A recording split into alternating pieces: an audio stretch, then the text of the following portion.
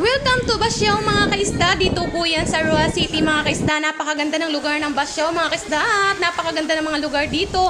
At pasyalan at napakaganda ng mga buhangin puting-puti. At syempre mga kasama ko nga po dito ay naligo na habang nga po kami naghihintay ng isda na dudungka mga kaisda. At syempre nga po ako diyan ay naghukay-hukay ng mga kasag. At syempre napakadami nga po mga kasag dito sa Basyaw.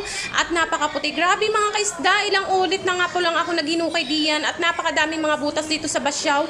At napaka-enjoy talaga mga kaisda dahil ang Basyaw ay napakadami pong mga kasag at pitik-pitik na makukuha dito at fresh na fresh po ang mga hangin at napakaganda ng mga lugar na pasyalan ang Basyaw mga kaisda.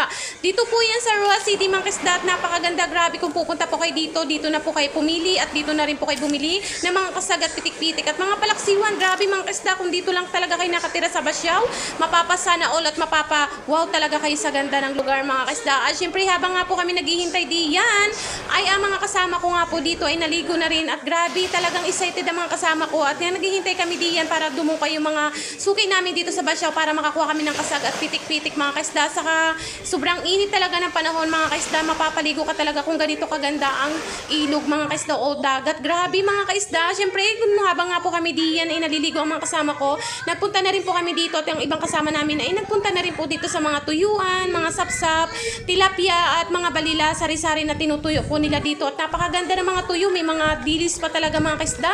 Kung bibili talaga kayo mga kaisda ng mga isda na binulad dito lang yan sa fishing port ng Basyaw mga grabe mga kaisda. May binulad din na pasayan at mga balila, sari-sari talagang isda ang makikita mo na binulad dito mga kaisda. Dito talaga nabili yung mga tao, mga kaisda sa Basyaw kasi fresh na fresh ang mga isda at pwede ka talaga makabili ng mga kinilo mga kaisda at napakaganda. At syempre habang nga po kami diyan ay nakauwi na nga po kami at tagabiyahe na papunta dito sa Magigit Bies. Nakakuha po kami diyan ng isda na kahit kaunti lang mga kaisda ay